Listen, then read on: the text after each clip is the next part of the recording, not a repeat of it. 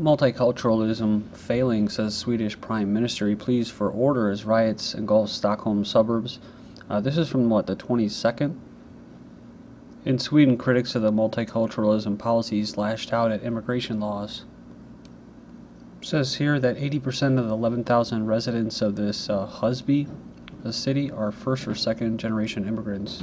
They said that the district has seen employment increasing and crime falling in the last 7 years. It says here it's been going in the right direction. Not everyone agreed with Reinfeldt's assessment of immigrant populated Swedish districts development. It says here, with critics saying the integration policies of the country and the whole of Western Europe are not working. This is a clear consequence of this multiculturalism politics that Sweden has adopted around the 1980s and increased in the 1990s. And this is not a unique one single occasion. It says we have had these ethnic-based riots against Swedish authorities. We've seen this in Western Europe. It says it's very sad, and I think we'll see more of this if we don't change politics, says the chairman of Sweden's National Democrats Party, Mark Ebertson. It says Sweden has been trying harder than any other country to try to push Europe to try to push for this integration. We have invested virtually billions from taxpayers' money into it, and we have tried everything that scientists have presented, and it's still not working. Then you have another article. This is from today. They don't want to integrate. The youth gang riots in the Swedish capital of Stockholm have entered the fifth straight night. Hundreds of mostly immigrant teenagers tore through the suburbs, smashing windows and burning cars. A Swedish Democrat MP, Ken Ekeroth, said, in Sweden you got welfare, access to the educational system up to university level, to public transport, libraries, healthcare, to everything, and they still feel, the immigrants that is, they need to riot through stones and Molotov cocktails. It says a Swedish journalist told RT the problem is not from the Swedish government, the Swedish people. It says the last 20 years or so we've seen so many immigrants coming to Sweden that really don't like it. So they don't want to integrate, they don't want to live in Swedish society, working, paying taxes, and so on. Editor-in-chief of a Swedish newspaper, Mr. Hadegaard, said these riots in the country that are spreading, continuing for a long time, that the multiculturalism success was a fiction, that they never succeeded.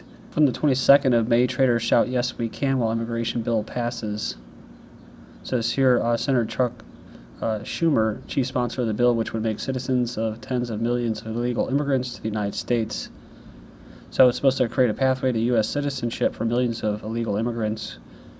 It also creates a new program for low-skilled foreign labor and would permit highly skilled workers into the country at far higher levels. It says they basically acknowledge that their legislation doesn't require illegal immigrants to pay all back taxes, saying that it would be too difficult to make them pay everything that they might owe. The Gang of Eight's bill chief sponsor is Zionist Charles Schumer. So it says here that the immigration overhaul could cost taxpayers around $6.3 trillion and would bring in a minimum of 33 million people into the country during the first decade. They estimate about 57 million new people, immigrants, and people with non-immigrant visas will be entering the U.S. as well. There's also privacy concerns. The measure would create a national biometric database of virtually every adult in the United States. They say it's buried in the more than 800 pages of legislation. It says here that it's innocuously named Photo Tool, a massive federal database administered by DHS containing names, ages, social security numbers, and photographs of everyone in the country with a driver's license or other state-issued ID. This is my website, ggnonline.com, global government news. Also on YouTube, DDarko 2012 and DDarko 2013 are my YouTube channels. There's a poll up here. Prior to the devastating tornado, did you receive a more significant level of aerosol spraying? This for U.S. residents so far. 50% say yes and 50% say not sure. I just noticed it's gotten colder since then, the last 2 days. Also, today it's been semi-clear. They're trying to spray, but they're not able to really saturate us, which is, I guess, a good thing. Donations are welcome, and for those who have donated, I appreciate it very much. Killing of British soldier stirs tension in poor corner of London. It says it's stirring racial tensions in one of the most ethnically diverse parts of Britain. So it goes. So in southeast central London, it says here, tucked away, Woolwich has changed as quickly as the British capital itself in the last 20 years, as successive waves of immigrants attracted by the area's cheaper housing have made it their home. A white woman in her 30s said, "How could this happen here? How could Muslims cut the head off of a British soldier in broad daylight?" Jabbing her finger at the mosque that's nearby, she added, "This place is part of it." She then used an expletive to denounce Muslims and shouted a slogan in support of the far-right Nationalist English Defense League. An unemployed 44-year-old says, like many local whites, he blames the arrival of outsiders. He was quoted as saying the influx of foreigners into the area in the last 5 years is totally ridiculous. So it says here, one individual, Mr. Ahmed, a 32-year-old fishmonger, said he hoped people wouldn't think all Muslims were like the two murder suspects. Not everybody is like them. I don't know why they do things like this. Muslims are peaceful people. The original title of this article is London Attack Leaves Multicultural Britain Shaken. There was no Muslim terrorism in the UK until Iraq's Oxford professor. British Muslims disown the Woolwich murders, and such extremists should be totally demolished in UK society. But in order to do that, UK must change its illegal foreign policy. Suspect Michael Adebolajo was inspired by cleric banned from UK after urging followers to behead enemies of Islam. As far as whether this thing was a hoax and it happened or not, I couldn't tell you. I wouldn't put my name on the line saying that the thing didn't happen unless I was there to see that it did happen or didn't happen.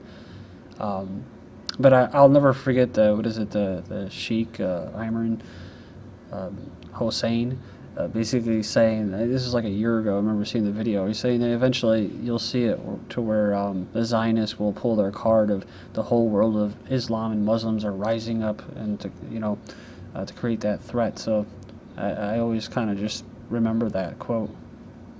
New application allows users, but I mean that's the thing though, they're calling it a terrorist attack and they're trying to stoke those basically Islamophobia flames, and that to me shows me that this is either the Zionist owned media just exploiting this and or another immigration issue. New application allows users to fight racist graffiti in France. Close this over here. It says a French anti-racism association is launching a mobile application it hopes will help eradicate racist graffiti by enabling users to take photos of offensive tags, geolocate them, and get them removed. The International League Against Racism and Anti-Semitism says the app was a digital response to a big increase in racist and anti-Semitic acts in France. So it'll be available for download June 11th. Teacher allegedly fired for using the word Negro in her Spanish class ensues. A New York City teacher was allegedly fired for using the word Negro to describe a student in her Spanish class, which she claims was part of a lesson in translation. Now she's suing because she hasn't been able to find a job since she was sacked. So she was allegedly fired after people reported her for calling a student Negro during the Spanish class. It says here, however, the Post reported that Smith, a black woman from the West Indies, said she only used the word in reference to the color black.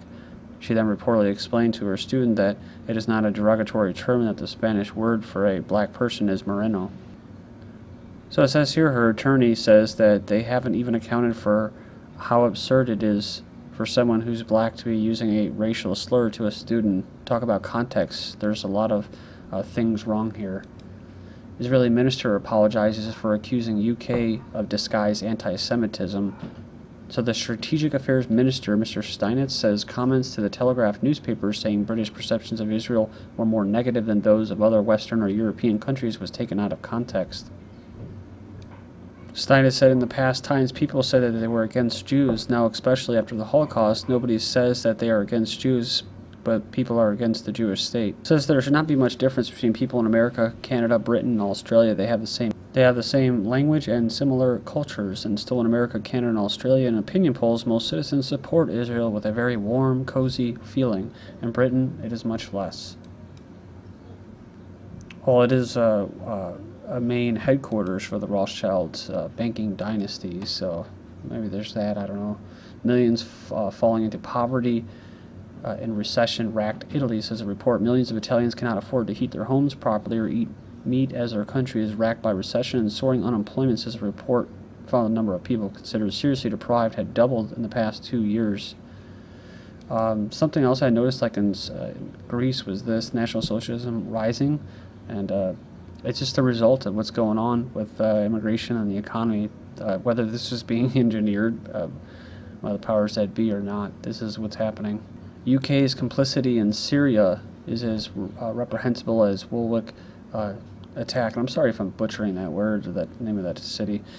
British respect MP George Galloway has described the attack as an indefensible crime, saying that Britain's complicity in Syria is equally reprehensible.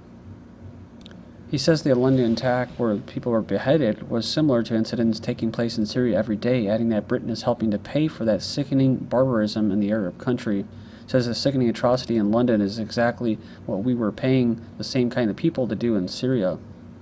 Says we've all seen, if we care to match or watch, not just innumerable snuff videos on the Syrian rebels cutting people's heads off, but cutting out their hearts and eating their hearts on camera. UK chickens come home to roost in London. Says Malcolm X described the JFK assassination as America's chickens coming home to roost. Were elements of the British government complicit in the killing of a British soldier by two apparent Salafi jihadists in the same way the elements of the U.S. government killed JFK? They say it's quite possible, but it goes on there and includes all of the 9/11, 7/7, Madrid, Bali, Mumbai, as most recently of Boston, have been false flag operations by Zionist elements of the Western security services. And we do know that MI5 was aware of these individuals. Talking about Malcolm's chickens coming home to roost, the larger meaning was what you sow, you shall reap. And since the British government has been sowing terror all over the world for centuries, including synthetic Islamic terror, it is only to be expected that some of that terror should return to the island that launched it. Obama lifts ban on Guantanamo transfers to Yemen. So he says he's lifting a self-imposed ban on transferring Guantanamo Bay detainees to Yemen. I guess it's his way of, closing Guantanamo Bay. So, poll shows U.S. image in Russia has deteriorated. An opinion poll shows that the Russians' perception of the U.S. role in the world has deteriorated over the past year, hitting the lowest point since 2009. 53% of the respondents regarded the global influence of the United States as mainly negative. Only 17% of the Russian respondents view the U.S. influence in the world as mainly positive, and 30% viewed the role as neutral, or they did not answer. The country we view most positively is Germany, according to a BBC poll. With a 59% mainly positive rating, it bumped Japan from the top spot down to 4th at 51%. At the top 3, Canada and the UK at 55%. It says Iran was the most negatively viewed with only 15%. It says the US sits at 45%. You can go in there, links should be posted, how America became a third world country. Gallup poll says ideological attitudes in the country may be shifting. Economic conservatism has hit a 5-year low according to the Gallup poll. So it goes on here and it says that social liberalism is up 6 points since 2001. It says it is possible that Americans are returning to a certain sense of normalcy on economic ideology, while social ideology continues to charter new ground. Says in social conservatism saw the modest gains as well. In 2009, a record 42% of Americans said they were social conservatives, while in 2010, a high of 51% said they were economically conservative.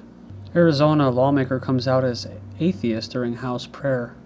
References secular humanist tradition. Encourage other members not to bow their heads in prayer, but rather to look at each other and celebrate our shared humanness. Wolf Blitzer accidentally asks atheist tornado survivor if she thanks the Lord.